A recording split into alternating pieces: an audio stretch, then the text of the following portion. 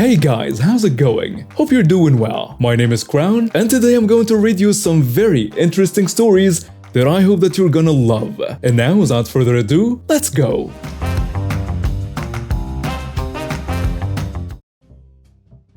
So, I want to preface this by saying I work in a retail outlet. For those who don't know what that is, it's basically an outside mall. Anyways, parking where I work is always hard. It's neck for a good parking spot. And on busy days like today, I usually avoid the parking disputes and park in a parking garage, which is pretty far from my job. On my lunch break, when it slowed down, I decided to move my car and park it in front of the store I work at. No biggie. I get a parking spot and start to enjoy my break and call my soulmate. After hanging up with my soulmate, the parking space in front of me opens up as an SUV leaves, so I pull into the spot. When I pulled in, I guess there was a car sitting and waiting to take the spot. I hadn't originally seen it due to the fact that the SUV blocked it. When I pull forward, the lady in the car goes insane, screaming that I need to move my car, that what I was doing was illegal, and so on.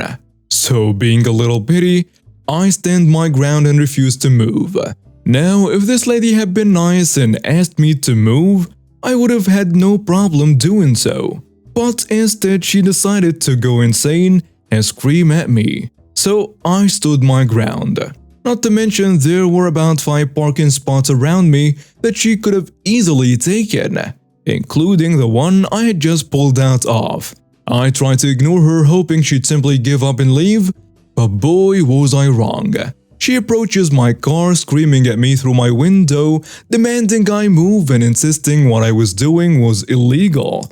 Again, I was ignoring her, hoping she'd give up, leave, and take another of the 5 or so parking spots around me. At one point, I rolled down the window and asked her to leave me alone, or I will contact the police. She told me screw you, and to call the police, and she didn't give a flying fudge since what I was doing was illegal. Then, as I'm waiting for her to stop, she starts banging on my car window once again, screaming at me and threatening to put her hands on me. As I continued to ignore her, she went around the passenger side of my car and opened my door, sticking her head in, screaming at and threatening me. At this point, I pulled out my phone and contacted the police out of fear of what this crazy woman would do to me. When she sees I'm actually calling the police, she gets in her car and leaves, but not quick enough for me to not get her license plate. Mind you, this lady was with her friend or whatever and her kid in the backseat. Great precedent to set for your child, lady. The police finally show up, and I give them the rundown. As I'm talking to the police, the lady shows up again and the other officer goes to talk to her. I told the police I wanted to press charges. He tells me that even though I could, it likely wouldn't get pushed through considering the police weren't there to witness it. I didn't record it and had no witnesses, which I was upset about. But as I continued to the officer, this wonderful lady approached us and let the officer know that she witnessed the lady try and enter my car. The officer then says, I have more of a ground to press charges now, so I decide to do. I didn't speak to the lady again, but she really dug her own grave by coming back because even with a license plate number, they couldn't prove it was a woman. But luckily she came, and I have a witness, so after work, I'll be heading to the police station to fill out the paperwork. I honestly can't believe that this just happened, but here we go. I'm a woman, by the way. I was online shopping this morning when I saw these gorgeous outdoor Christmas lights at really great prices at a local store. My mother loves Christmas, but she's never had the money or time to put any lights up. But she longed to have some. I decided that as an early Christmas present, that I will get her some that she could be proud of. I purchased some great deals online, like some light-up reindeer, her favorite, some colorful string lights, with the colors red, green, white, blue and purple, a snowflake-shaped light, and some light-up candy canes for her candy cane lane. I ordered them, paid with my credit card, and was actually able to pick them up in store the same day. all for less than $100. A total steal. When I got there, I saw there's a long line at customer services, so I decided to browse for a bit. I ended up getting a super great deal on a pair of dripping icicle lights, the buy one get one free deal. I then added a strand of light-up garland, so she could decorate inside with more than just a tree. I know it's a lot, but I make good money from doing remote lab work at my university. And since I had more than enough saved up for tuition, decided to spoil my family after such a rotten year. What I got for my siblings, dad and grandparents are not related to this event. So I go, pay, and sure enough the line at customer service is a lot shorter now. I get in line, wait maybe 20 minutes, and when I'm at the counter, I present my email proving proof of purchase. But it takes a bit for her to scan the QR code, and as the device is apparently not reading it, I had no problem with that. Because hey, things happen. When suddenly my own cart is slammed into my side. See, what I did was put myself between my cart and the exit. I've read one too many horror stories of people just running off with other purchases that I wanted to play it safe. And it kinda worked. Except for the fact that I am now in a lot of pain because my own cart was rammed right into my hip bone and knee, knocking me over to the floor and nearly making me whack my head. And the crazy lady who did that then tried to push my own cart over me, all while screaming, "I kid you not, you stupid little thief." This lady was literally trying to sell that I stole her cart. Needless to say, I'm super mad and super in pain. Security is called. I'm screaming at the lady to stop lying and give me back my cart. And then I end up detained. Why? Because the guard was a freaking incompetent guy who fell for this lady's manipulative attitude to paint herself as a victim without even trying to investigate more. Angry, I then twisted out of the security guy's hold, ripped the receipt out of my pocket, and shoved it in his face. "I have the receipt, you jerk." He's startled, steps back and stares at the receipt, and I snap at him that he needs to get a pair of glasses, because skin color or not, I have the receipt. And this witch doesn't. Now call me an ambulance because I can't take the bus home from how in pain my body was from being rammed by my own cart. An older security guard, the manager, and the head honcho supervisor come over, and the older guard starts berating the younger guy for jumping to conclusions. Again, apparently. The manager checks my receipt and sure enough, it's all mine, and the crazy lady has no receipt.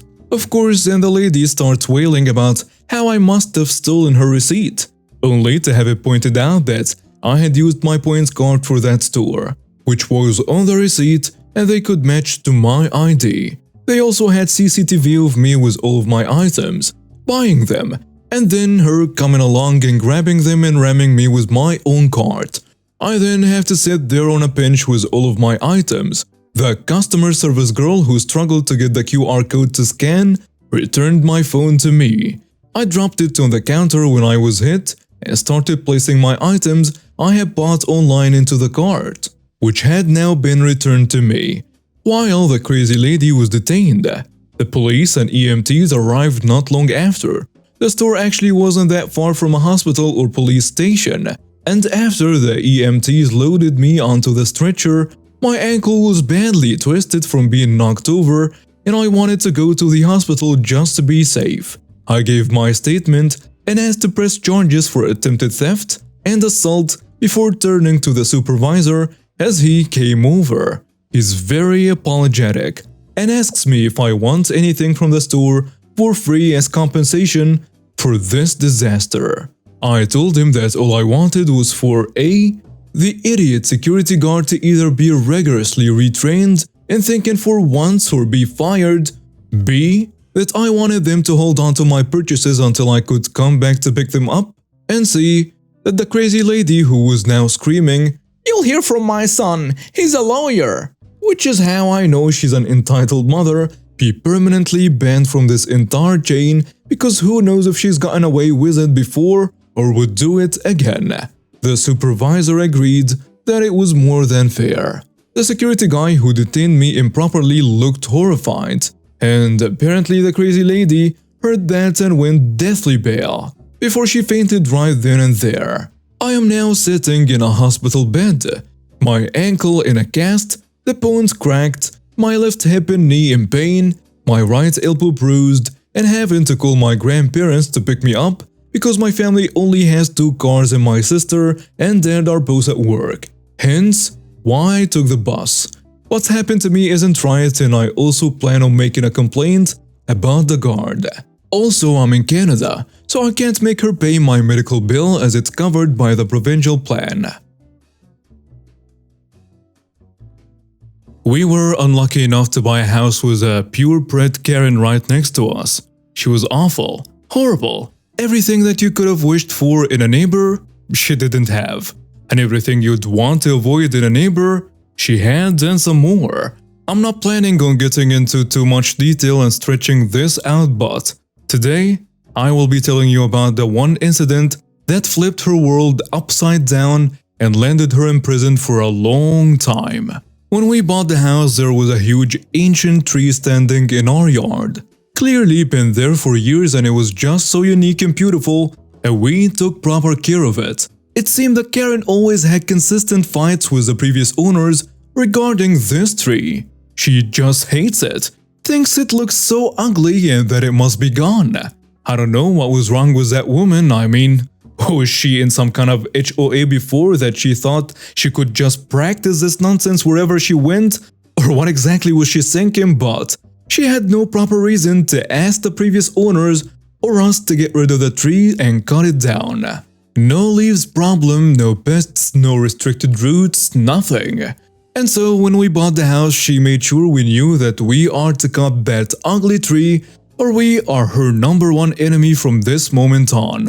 And since she was clearly out of it, we decided to embrace the villain role in her crazy story and stick with it as long as she's insisting on acting like a real witch. Then it all happened one night, where we got back from having dinner outside to find Karen standing outside with 2 police officers while speaking to them and pointing towards our house in general. Clearly she was complaining about something we didn't or had. One officer steps toward us when he sees us, while the other one stays with Karen. "Good evening, ma'am. How are you doing tonight?" "Good, officer. Is there any problem?" Not really. We got a call from your neighbor right there about the tree in your yard. She's claiming that it's violating many rules and local laws, but so far we can tell that that's not really the case. And my partner over there has been trying to explain that to her for like 30 minutes now. Ah, that mad woman. I am sorry you got dragged into this. She's been nagging us about that tree ever since we bought the house, but yeah, as you can see, she has no solid ground to stand on regarding her false claims. Yeah, I get that. Alright, I think you guys should get inside and enjoy your evening. I guess I'll just go grab my partner and leave for now. Honestly, there is nothing for us to do here. Okay then, take care and have a good evening yourself. Thank you, I will. The moment she saw us leave to go inside our house, she started screaming at the officer we were talking with and yelling why he is not arresting us for poisoning the entire neighborhood with that falsy tree of ours. We glance at the officer and he waves for us to just get inside and ignore her. After about 10 minutes, the screaming dies down a bit. I sneak a peek from my window and it seems that the cops were gone and that she went back to her house. Then things got quiet for a couple of hours and eventually all of us ended up going to bed for the night. Then all of a sudden I wake up terrified in the middle of the night to the horrific screaming of my young daughter. I run to her room trying to calm her down, thinking she had a nightmare or something, but no. The moment I step into her room, I notice a glaring light coming from outside her window. I look outside, and our lovely ancient tree is completely burning on fire. I pick up the nearest phone and start calling 911 to tell them about the fire in my yard. It seemed that someone from the neighbors already gave them a call about it, and they let me know that fire engines and ambulances were already dispatched to my house. My husband and son run outside and they tried to put out the fire with some water hoses with the help of some of the neighbors until the firefighters arrive. I also grab my girls and head outside of the house just so we don't get stuck inside the house in case the fire spreads to it somehow. But before I was fully out of the house, I started hearing my son screaming. I was so scared that he might have gotten burned by mistake or something.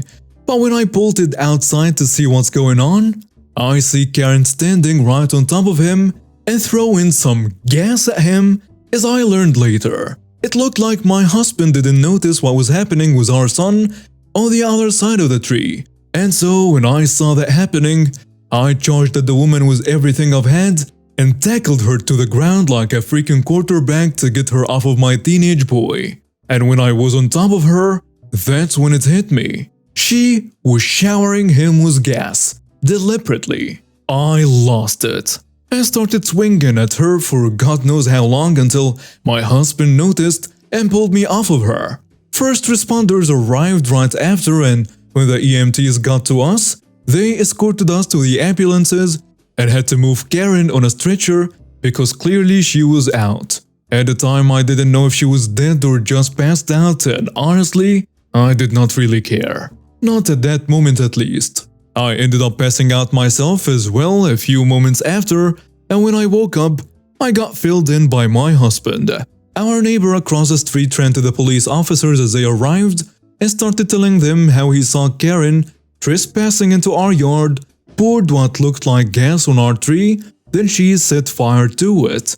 Then when our boy caught her sneaking out of our yard with a gas can in her hand, he confronted her. But then she swung the gas can at him, causing him to fall down, then went ahead and started pouring the rest of the gas on him as well. Another neighbor came out and told the cops the same about the last part as well.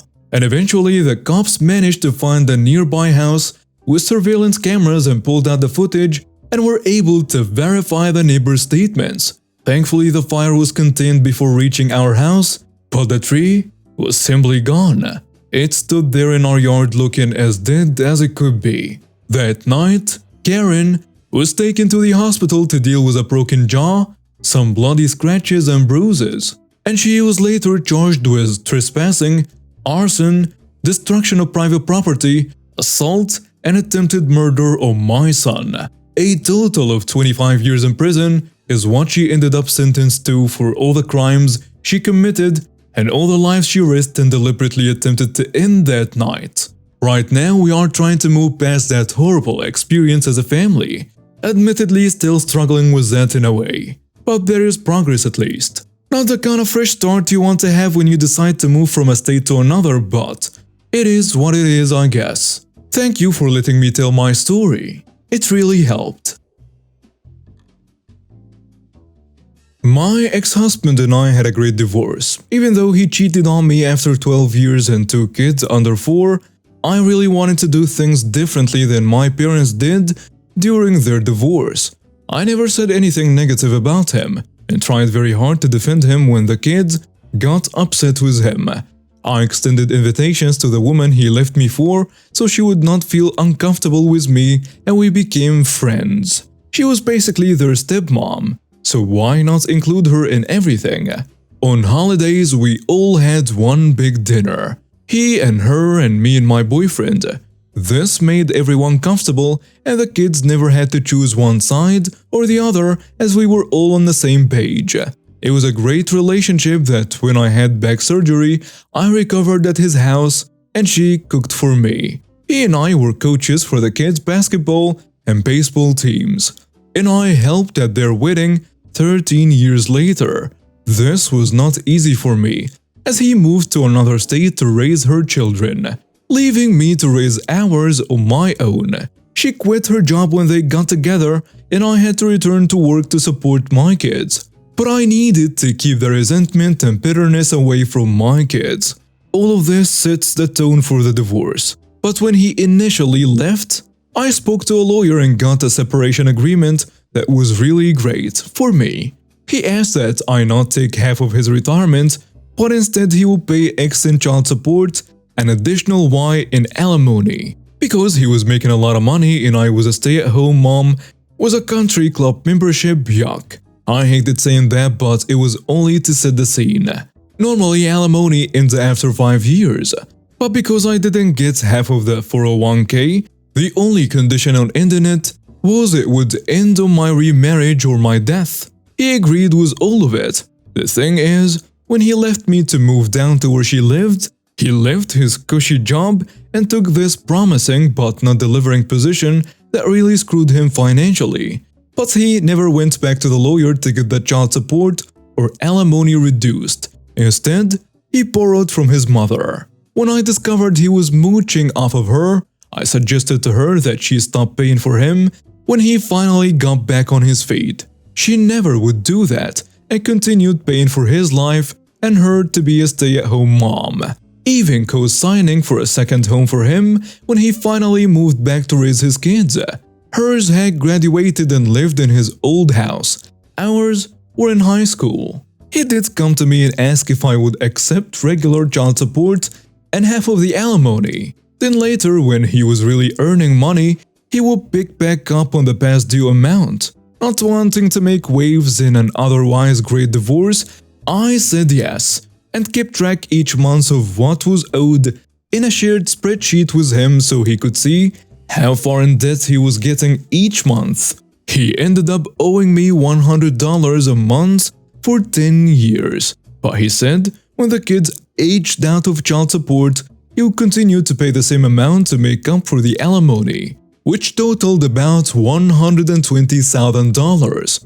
When my daughter aged out, he continued to pay the same amount, putting a small dent in what he owed for 3 years. Then as soon as my son aged out, 2 weeks after he joined the Marines, he called me and told me there was no way he was going to continue paying me for the next X years, and I could take him to court if I wanted, but there is no way he would pay me another cent.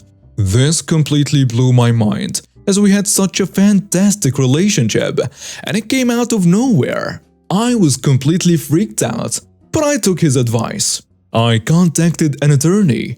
I sent all his calls to voicemail, per my attorney's advice, and I took him to court. The best thing was, prior to the hearing, my attorney put a lien on both homes he had so he could not change ownership to his mom or wife prior to the court hearing. I still have the phone call recording when he realized this, and the horrible names he called me for doing that. Since I had kept such immaculate records from that day, he changed payments, and he was aware of his debt rising each month. It was a slam dunk for my attorney. Instead of making small payments for a few years, he had 30 days to pay me $120,000 in full. Unfortunately, the kids now have to choose which parent they visit on holidays, but that was not my fault. I was willing to continue as is and not put any strain on the family relationship. And for those who are wondering, yes, he did cheat on her 2 times before they got married. But she had quit her job when they got together because she thought he would make her financially secure, and so she had nothing to fall back on and know where to go. So she stayed with him. Since we were friends, she shared this information with me, as I would understand what she was going through. Edit. I got my money on day 29. No other payments will be made. Edit 2. I think the reason he went crazy on me was his mother refused to pay any more when my son aged out. But I explained that he owed a ton in back pay. And that's when he said, "If you think I'm making payments to you forever, you're crazy." She had been paying his child support for 10 years because he never went back to a great paying job, even though he could have. Yes, I went to work after separation and have a great career, but my income was still 1/4 of his when we were together because we moved every 3 years for his career. He wanted me to stay at home when the kids were born. Edit 3. It is obvious that people do not understand that as a stay-at-home mom, I could not contribute to my retirement fund because I didn't have earned income, meaning no social security, 401k or IRA. So he maxed out his contributions so we could live comfortably in retirement. After 10 years of marriage, I was legally entitled to half of his retirement. Since he asked me not to take half of his retirement, he offered alimony instead.